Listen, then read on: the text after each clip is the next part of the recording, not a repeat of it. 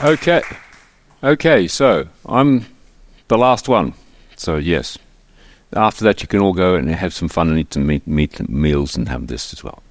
Okay, so talking about concurrency-oriented software. This is a quote by Simon Peyton-Jones about Erlang. And it, as he says, it very clearly demonstrates that Erlang is an extremely beacon language and the benefits of concurrency-oriented programming, right? Because this is what it's all about. And he also says that modern concurrent languages, they mightn't be classed as functional, but they are very functional in their way they work, right? This is just how it works to get things going for it. And I will try to talk a little bit about how it influenced Erlang and its development and what's happened with it and how it's evolved and things like this as well too. Yeah. Right. So yeah, that's me. Okay. Right. So yeah, I'm Robert Virding. I'm one of the co-inventors of Erlang. There were three of us who did it originally. It was Joe Armstrong, it was Mike Williams, and it was myself. So we did this, and as mentioned before, Joe is not with us anymore. Yeah, you might recognize me from the Erlang the movies. We've got another picture of them later on. You'll see it's Joe and Mike. They just sit and talk while I do all the work, right? But yes, and I always like tinkling with toys and looking at new ideas and playing with them. So. This is actually a picture of me at work at the CS Lab, okay? It was, well, many years ago. 25 years ago? No, more. Almost 30 years ago, okay? Doing this for as well, too. And what we were having at an AI conference, we were going to present Erlang, and we needed some nice way of presenting it. We were working at Ericsson, a telecoms company, and there was nothing very nice we could demo. I would just say, don't have a pen, but no, don't need it. If you look at this, remember that, right? That's a small little private business exchange we had in the lab for experimenting. We'll talk about this more. And so we did a train system with automatic control train system for running all these things. This wasn't the track we were actually running on, so you could run 3 trains at the same time. You could plot how they wanted them to run. The ATC system would make sure they never collided. They would just stop when it came. Everything like this for it. Everything that the major train system works for it, right? We implemented this, or I did, and I will freely admit I went slightly overboard. But I had help going overboard from my colleagues. So another colleague, he did a graphical display of the track so you could see where the trains were as they were moving and all this type of thing for it. It was a lot of fun. But the whole thing was written in Erlang. And we're typically using processes, so every train was at least one process. The ATC system was a number of processes and everything like this doing for it as well too. Yeah, wait, where am I? There, just 1 sec. Whoops. Yeah. Okay, there, now we're back again, yes. Can I get an arrow? Is it possible to get some form of red arrow here? Now I've lost myself again. There we go. Is it some... Okay, I don't know. Oh, well, never mind. Can I? No. Oh, well, never mind. This will work. Right, okay. So that's me and that's it. And I was originally a physicist. Okay, and I started my postgraduate work in physics, and then, as I said, I like to tinkle with toys, and I discovered programming. Okay. And after that, the physics was gone, and I got to work at Ericsson, ended up in their computer science lab, and did a lot of fun, interesting things, looking at, amongst other things, developing Erlang. We were doing other things as well too for it. So this for it. And yeah, so this is Joe for it. And he's the one who coined the phrase concurrency-oriented programming. This was in 2002. It was much later for it, at a workshop for it. And he was doing that right, as he was saying, he was doing that right before it became popular, anyone ever knew about it, right? And his basic tenets about this were that the world, for doing this, the world is concurrent. Everything's going on at the same time. We're being extremely concurrent now, right? Okay? We don't share data. I don't know what's going on in your brains. You can't see what's going on in my brains. We're communicating by sending messages between us, each other. This is what we're doing. I'm sending messages to you, you're sending messages back to me. This is how we communicate with each other. Not just here, but everywhere. And things will fail. That's just a premise you have to accept, right? I, for example, can fall off the front of the stage and that's the end of the talk, right? But things will fail. I don't plan to, but you never know. Have to be prepared. And these are his tenets, the tenets for it. And yeah, for doing these type of things for it. And this talk he was giving here, or this meeting he was giving here, that's 10 years after Erlang was developed. So Erlang evolved from the late 80s, early 90s, literally. And yeah, so our goal was, well, let's create a programming language built on these beliefs, okay? And the important thing to realize here is, I'll say this many times, we weren't out to develop a language, we were out to solve a problem. That's what what the whole thing was about, solving a problem. And this case was telecoms programming. And we were very lucky to have a user group who were looking at involving a new architecture for doing small exchanges. And they wanted something to prototype their ideas with, and they were using Erlang. And this meant we were interacting very closely with each other. So we would come with ideas of what Erlang primitives should go into Erlang, and how they could be used in libraries and things like this for it. These ideas for building libraries are very early. And they would come back with and tell us how good or bad our ideas were. Sometimes it's, yes, this is a good idea. Yes, we can use this as you've been thinking. Or no, it's totally useless. Or it was wrong, right? And a number of things was, it wasn't just the high concurrency of the system. We're talking exchanges. We might have hundreds of thousands of lines coming in and tens of thousands of calls going on and things like this. You also had things like error handling. The system must not crash. Things will go wrong, but the system must not crash, so you must be able to detect, handle, and manage errors and recover from them and keep going. Right? Things will crash. The system will crash. They wrote their first prototype of about 15,000 lines of code, Erlang code, built on this, and they were extremely happy, and this eventually became a product. So the development of the language, what became the language, was extremely interactive with the people who were first user group who were going to use it. So why does it look like this? Because it worked, right? Because it did what they wanted it to do, and it worked, right? And they could build a system in such a way they were happy with it. They got the concurrency. Yes, errors would occur in the system, but yes, the system could detect errors. It could crash things the right way and recover continually after that. The system does not go down. Unless, of course, the machine crashes. That we couldn't do very much about. So this is how we worked. This is the picture from Erlang the movie, right? And you see, I'm working. They're just talking, right? That's fine for it. Yeah.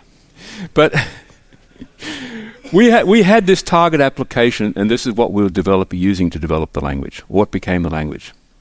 And we'd done a lot of experiments with this before we started working on what became Erlang. So we experimented writing these type of applications in many languages for it. I don't think we did C, but we did a lot of other stuff as well. We did Ada, Chill, back theoretical intelligence systems back then as well too. Smalltalk, Prolog, everything like this for it. And we found that yes, you could do it, but none of them were really good at it. They might have had some of the features necessary, but not all of the features that were necessary, and it just didn't quite work right. So that's what ended up in. We decided to do our own language, and what this film is actually talking about is a bit about the language. Yes. Okay. Yeah. So we started developing Erlang. In iterative cycles, we had these users who were doing a prototype, so they were really testing it in real use for it. So if something's in Erlang, it was because it was useful. If something's not there, it's because they didn't need it. Okay, it's very basic. And here we can see they've got the ideas from different languages, from some concurrent languages, from functional languages, from logic languages. We also looked at using concurrent logic languages. This was the late 80s, and this was when concurrent logic languages were becoming very big, the 5th generation in Japan. And all these ideas went into what became Erlang. We plucked from everywhere. So it became functional because functional worked. It suited it. It was good, right? Things like this for it. Well, you can see here, Erlang later evolved to Elixir, which, as I sometimes said, it's a skin on top of Erlang. Sometimes a very thin skin, just a bit of syntax, and sometimes a very thick skin of a large number of packages and libraries and applications and things like this you can use. For those who saw José's talk this morning, he was showing some of them, right? Just built on top of this. But the whole thing is built on top of Erlang because that provided some of what he required, but he had to put other things in, do it as right way as well too. Taking ideas from it. And again, he had a target of what he wanted to be able to do. And again, Erlang could supply some of that, the basic semantics and the concurrency and so on, but he needed other things on top as well, so he did that. And as I said before, we'd developed libraries when we're doing our initial system as well for how do we use the basic ideas in Erlang and things like this for it. So some of the things we had, we evolved this. We arrived at a couple of things, that the basic language should be simple. Okay? Simplicity is difficult. Complexity is easy. If I need a new feature, I just chuck it in.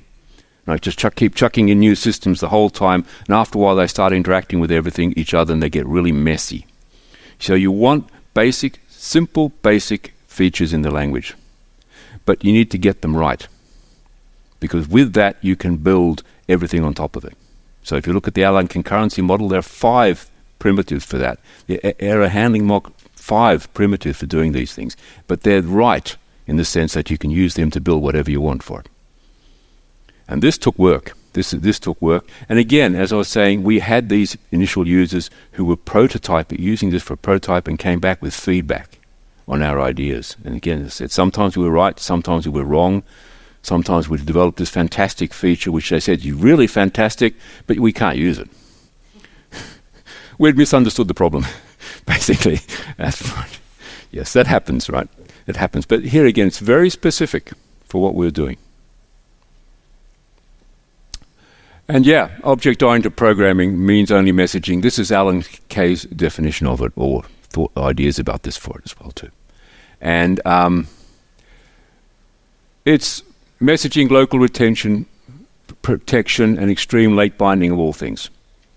And Joe's comment of this was of course, well, this is what Erlang does, right? So Erlang's probably the most object-oriented language in the world, because this is what we do, right? Not everyone agreed to him, of course. But yeah, we did that. And it was pointed out that not all object-oriented languages follow these goals.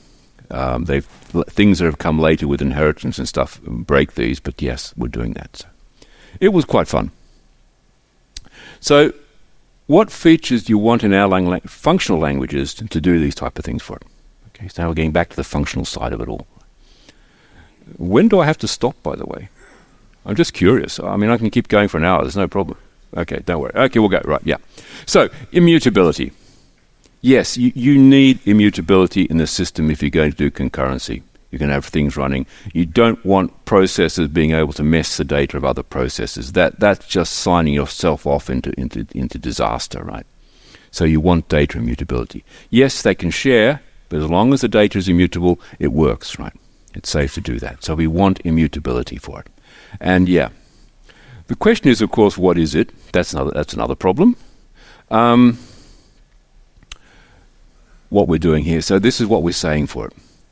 It also, in this case, it means you can't share data across processes. Well, you can, but seeing we don't share mutable data, but we can share immutable data because one process can't change it to ruin things the other process.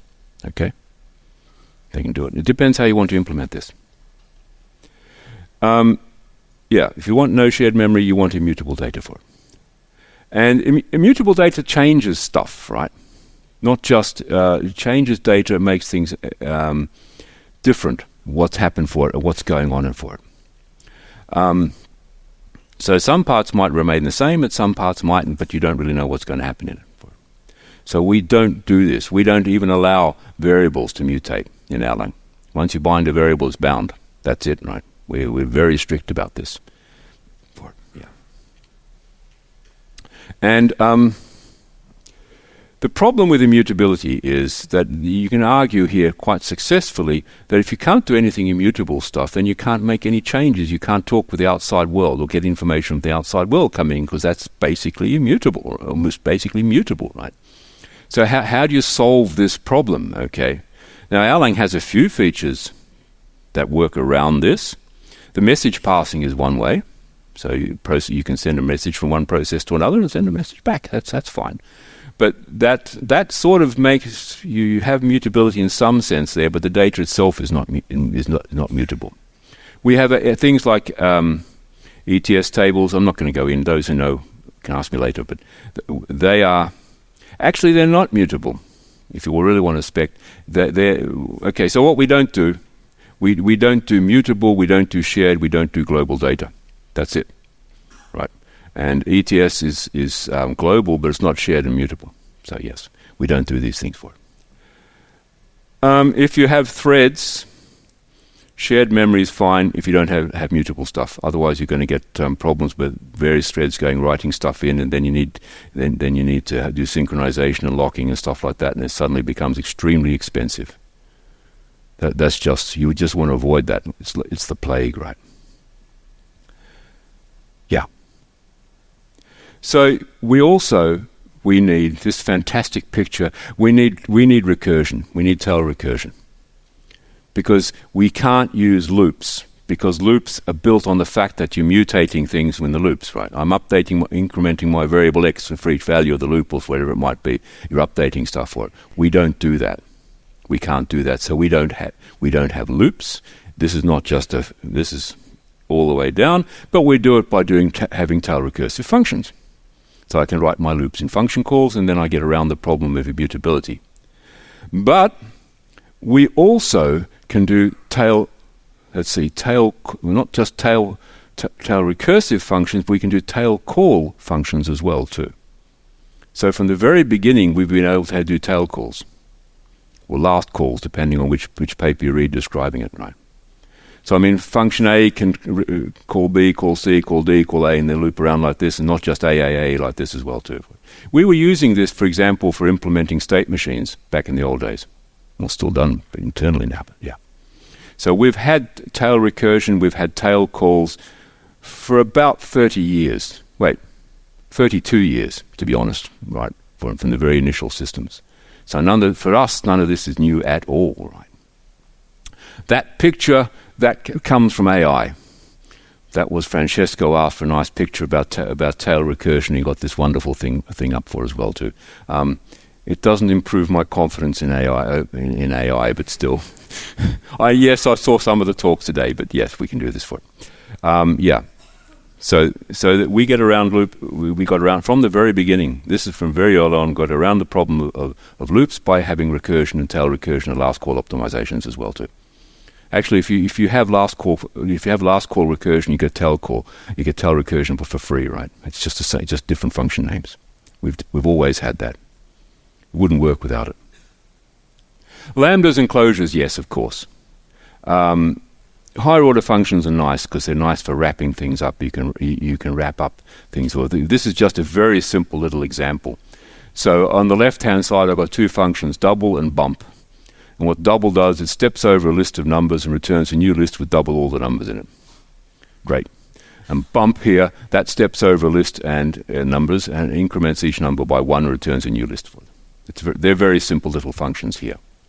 Of course, they've got the same structure. So if we have a map here, which we can implement like up on the right there, this is how map is basically implemented.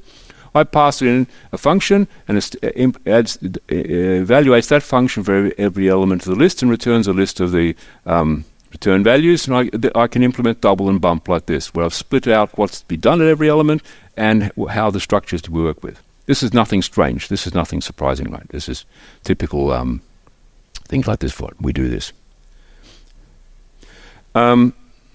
Yeah. We have, let's see, I wrote something smart here, did I? Yeah. You can pass around these. And these funds, you can pass them around, you can send them to another process, and you can work with things and send them back again and stuff like this for it again. They're just data. There's nothing strange here. We do a lot of this for it. Yes. The problem here, well, now we're getting out here is distribution, right? So distribution is very nice. It gives us a lot of interesting features, but there's a big but. Getting this to work, you need to get this to work, right? And it can abstract away from where things are done. I know it's done somewhere, it might be somewhere else and stuff like this for it. It can do that for it. And it's ideal if you have networks, because I run things up. I can put things up for it as well. But it can actually slow things down. So if I'm running one node for it, the fact it's doing things distributed could mean that that node actually goes a bit slower because it's got more work to do. However, because I'm spreading the load over multiple nodes and using distribution, the system as a whole might go much faster. Okay, you with me here? So you have to be very careful when you're measuring speed. What I'm measuring the speed of? One part of it or the whole system? How long time does it take to do this big operation? Right? Is it faster to do it on one node or use distribution to do things for it? And you can add things like scale, resiliency and stuff like this, because nodes can go down and stuff. You can handle that and things like this as well for it. It's a very nice little thing for it. Now, we were doing this for about 30 years ago. We started adding distribution to Erlang, just to get around this problem of running for it. And distribution has one big benefit, that it increases the safety of the system. So if I'm running my system on multiple nodes and one node crashes, the other nodes can continue working on the system. The whole system does not go down, right? And again, this was something that we required from the telecoms application, that the second worst thing that could happen was that your system crashed. The worst thing that could happen was that the machine died, right? But that's something we couldn't really do much about. But that's the type of thing we were looking at, right? And if you have immutable state, which we do, a single node can be handled in the same way as normal concurrency. I don't have to see where things are done. Sometimes I want to, but some things I don't have to. I send a message, it might be going here, it might be going over there somewhere, and just do the work for it. And yeah, one thing we have been very careful about when we're talking about these things is we separate concurrency from parallelism. From our point of view, they mean two different things. Right? Here is one definition by Rob Pike. It's about concurrency, about dealing with lots of things at once, and parallelism is about doing lots of things at once. And a view I have is that concurrency is a lot about what the problem looks like and what my solution to the problem looks like, and parallelism is about what the system I'm running it on provides for me.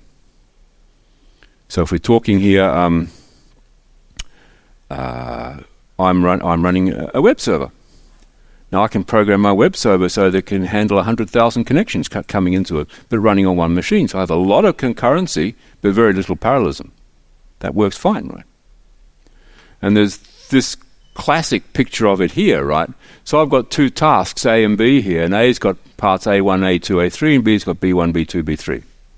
Now the top level, the top line up here, I'm running them concurrently. So I'm just running one thread running through, doing bits of A and B to B at the same time. It's doing them concurrently. The second level, down here, I've got two parallel systems running that. So one's running task A and one's running task B, and that's doing them in parallel. Another way you can look at this is the classic description of it is I have a cook. And that cook can be standing there doing multiple meals at the same time concurrently. Or I can have a system where I've got many cooks, and they can all be doing their meals in parallel. Okay? Well, they can do multiple meals. So I can have multiple cooks working on one meal, all in parallel. And we see the difference here between what concurrency is and parallelism is. I think it's very careful to be aware of this, especially when you're designing your system. Do I really need to know how many cores I'm going to be running my system on or not? Right? Most likely not when you start thinking about it. Sometimes you might, but most likely you don't. Then you're thinking about the concurrency. The cause will give you the parallelism. It's just working out what you need to do here for it.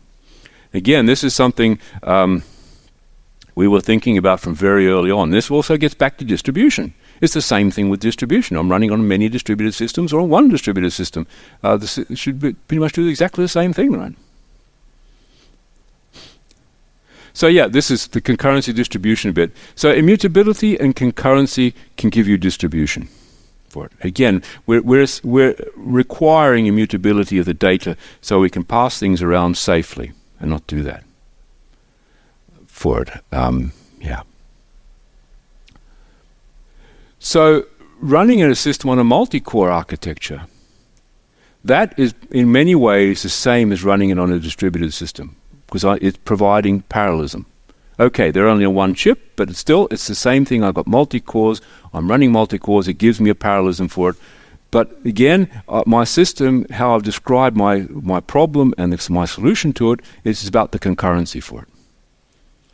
So will my application run if I've got a 10-core machine or 20-core machine or 2-core machine? If the concurrency is right, it will just do exactly the same thing, just go a bit slower. Okay. And typically, the number of cores, the parallelism provided by the cores is not something I have to think about unless I explicitly want to, because the beam, the Erlang virtual machine, handles that for me magically. It will quite happily distribute all the load over the cores it has. It will load balance them and keep track of things like this as well too.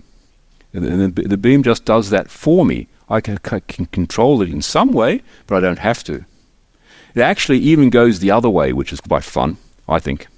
That if it works out, it's got so little to do, it mightn't use all the cores. Why should I use 10 cores where I can get everything done nicely in 4 cores? And it'll just compact and move things together.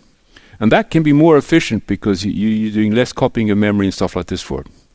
And then, of course, when the load goes up, it'll start expanding again.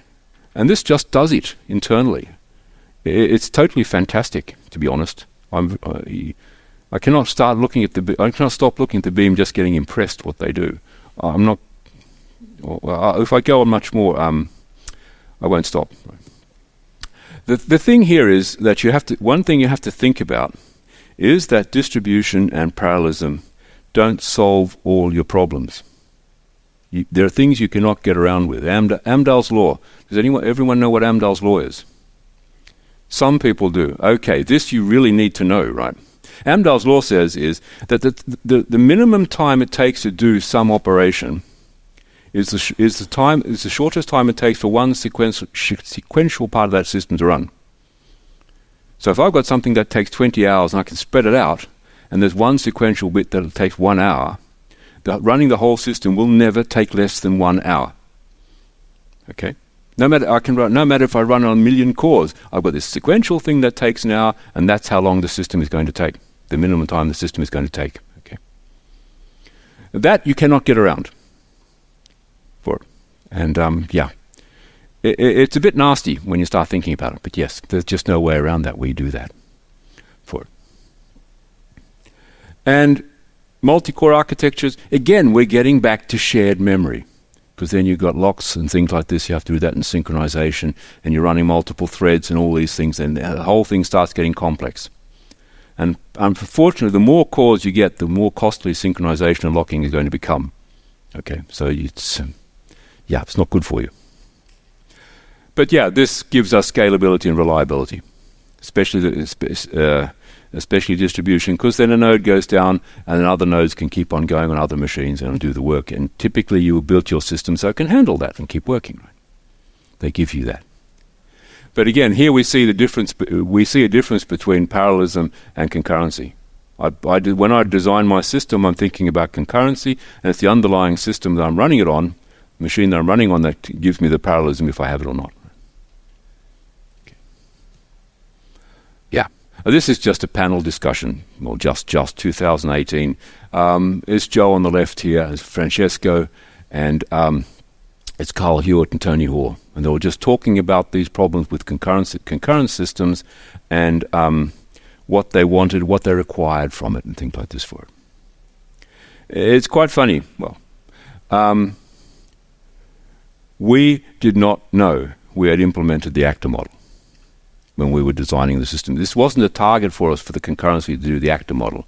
We worked out the concurrency that worked for what we wanted it to do and what our users required and things like this for everything. And then we found out much later, I read a paper that says that Erlang was using the actor model. I said, wow, okay, yeah, that's nice. And it was quite funny, actually. And Joe was talking to Carl Hewitt about this, and I met Carl Hewitt. It was the year after this, actually, before the pandemic. I was at a conference, and I was a bit embarrassed about this because it wasn't like the actor model, something secret. And I was a bit embarrassed and said we didn't know about it. He actually took that as something very positive, because they had arrived at the actor model from a much more theoretical point of view.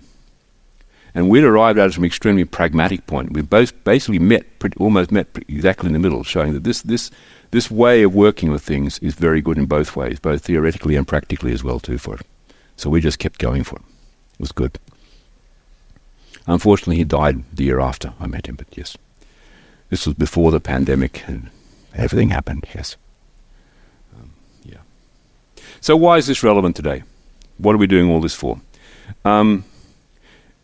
Of course, because today's systems are becoming much more distributed. With workspaces, things like this for it, you're much more spreading out your system. There's support for doing that for it. So your whole application is becoming much more distributed for it than it was before. And this is just something that's happening, right? And I don't see it's going to change. Whether you have your own systems or you're using things like AWS or whatever it might be for it, that this is becoming for it. So you need your system to be able to run on distributed systems. So you need a programming model that works on this, right? And this is, well, the Erlang model for it. Yeah. And you can add multi-core to this, of course, and get parallelism. So you've got distribution and parallelism and things like this going everywhere for it. It just runs, right? And as I said, we've been doing this for 30 years. And, yeah. So I can't wow when people come up with it again. But yes. Okay, now I'm being sarcastic. Sorry, won't do that. Sorry, bad. Yeah. So, yeah. This, well, it's a quote by me. It's a rip-off, right?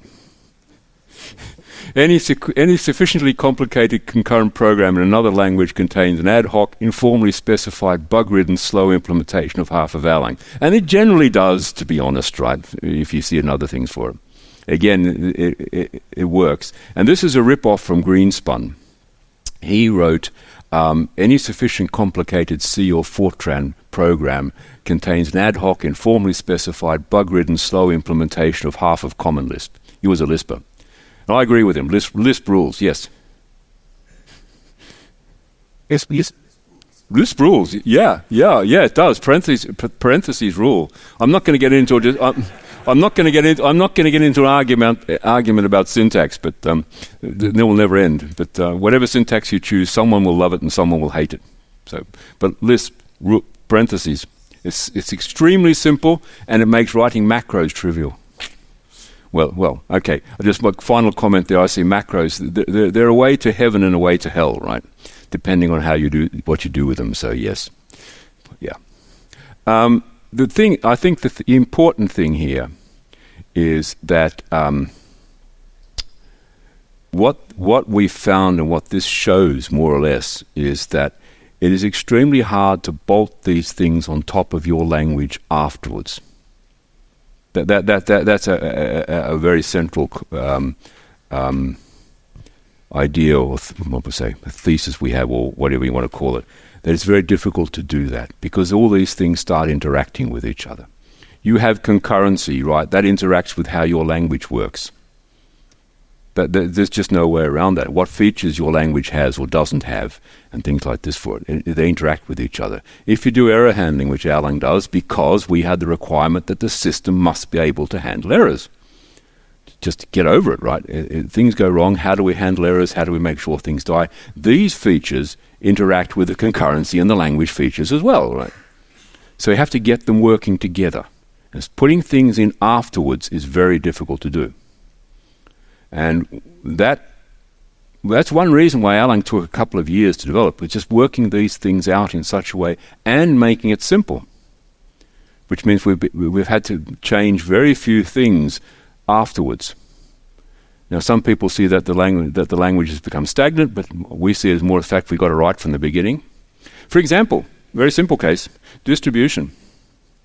So one thing we decided very early on was that the concurrency primitives and the error primitives were to be asynchronous.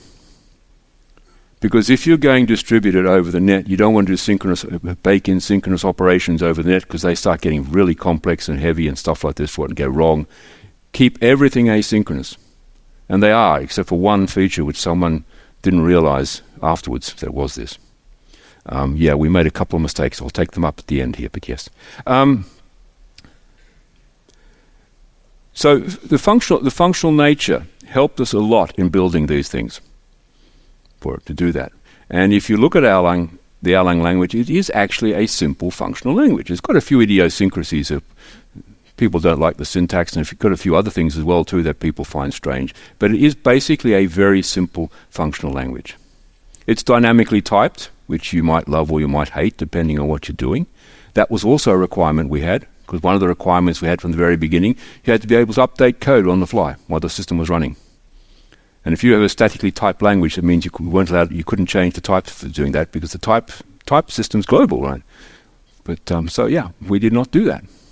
We looked at it, but we didn't do it. We thought of a lot of things, but we just didn't, because they just didn't fit in to what we were after, what the requirement was. So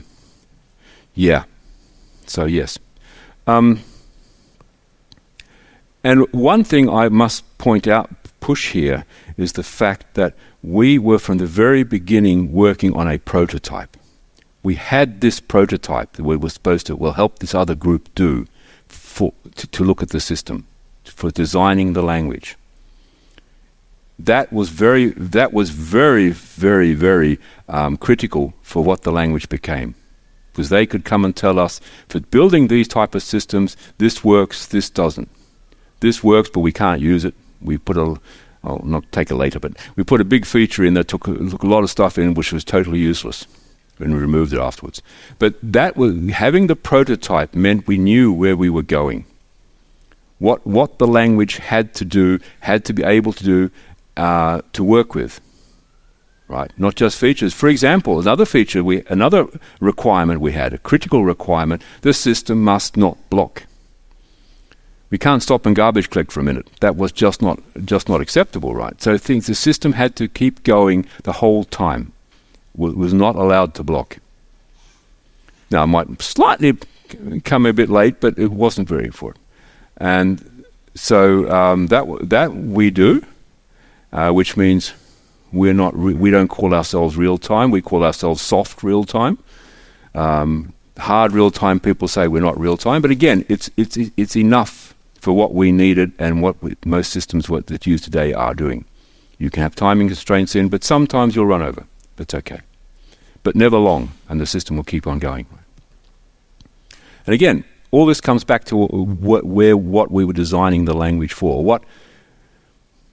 How we were looking at how we can help them implement this type of problem, and part of that became the language design. And again, I mean, we have the basic features of the language are simple, but at the same time we were looking at how would we use these basic features. So we put together a lot of libraries for doing this stuff for it.